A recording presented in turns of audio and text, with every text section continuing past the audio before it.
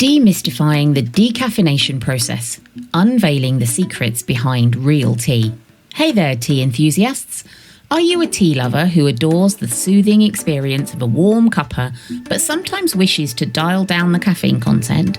Well, fret not, because we've got you covered. In this video, we'll embark on an exciting journey into the world of decaffeination, where science and art intertwine to create decaffeinated versions of our beloved real teas. Before I continue, can you do me a favour and tap the like button? It helps the channel. Understanding caffeine in tea. Caffeine is a naturally occurring compound found in tea leaves, stimulating the central nervous system and offering a revitalising effect. It is worth noting that the caffeine content varies among different tea types and even within the same category.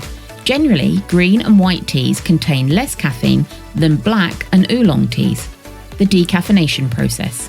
Decaffeination aims to remove or reduce the caffeine content in tea while preserving its distinctive flavour profile. There are several commonly used methods for decaffeinating tea, including the ethyl acetate method, the carbon dioxide method, and the water process. Let's delve into each of these techniques in more detail. Ethyl acetate method. The ethyl acetate method, also known as the natural solvent method, employs organic solvents derived from fruits such as apples or pears. Tea leaves are moistened with water and then placed in contact with ethyl acetate, which selectively removes the caffeine while leaving the desirable compounds intact. This method is frequently used for decaffeinating Earl Grey tea, renowned for its distinctive bergamot flavour.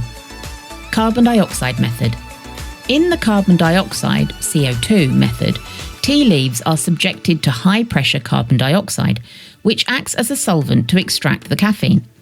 This process occurs at a specific temperature and pressure, allowing the CO2 to penetrate the leaves and separate the caffeine molecules. This method is widely used for decaffeinating teas like English breakfast, a bold black tea blend appreciated for its robust flavour. Water process. This one is also called the Swiss water process, is a chemical-free decaffeination process. Initially, tea leaves are soaked in hot water, creating an extract that contains both caffeine and flavour compounds. The caffeine is then separated from the extract using activated carbon filters, leaving behind caffeine-free tea. This gentle process helps retain the original flavour characteristics of the tea. The water process is commonly employed for decaffeinating various types of tea, including black, green, and herbal infusions. Preserving flavour and quality. One of the significant challenges in decaffeination is preserving the tea's flavour and quality. Caffeine, although a stimulant, contributes to the overall taste profile of tea. To compensate for the lost caffeine, manufacturers often adjust the processing and blending techniques to ensure that the decaffeinated teas maintain their signature flavours. This meticulous attention to detail allows tea enthusiasts to savour their favourite brews without compromising taste. The role of tea quality. The decaffeination process depends on the tea leaves' quality. High-quality teas, which are carefully cultivated, hand-picked and processed, are more likely to yield exceptional decaffeinated versions. The finest Earl Grey and English breakfast teas, known for their premium ingredients and distinct character, serve as prime examples. How many cups of decaf tea can I drink per day?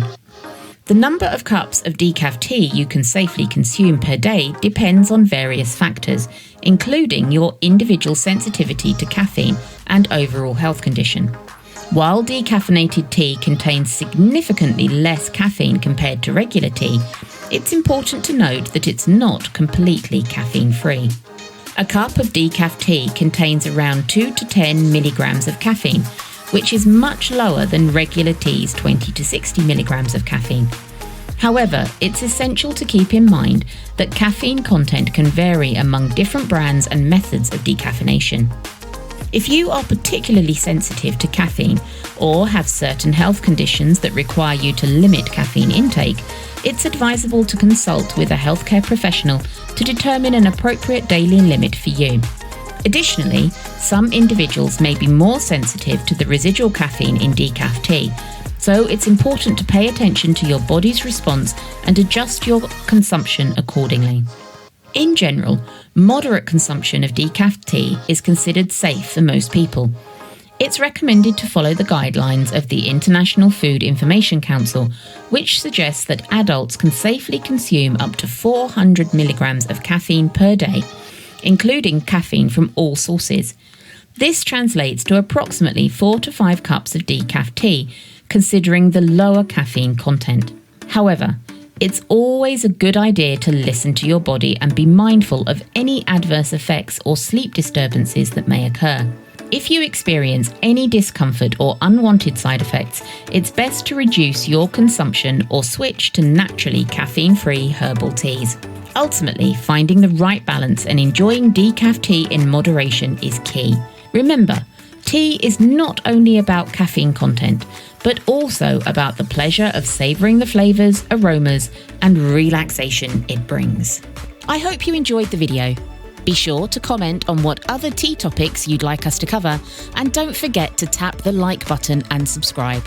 Also, check the description below for a link to our delicious teas.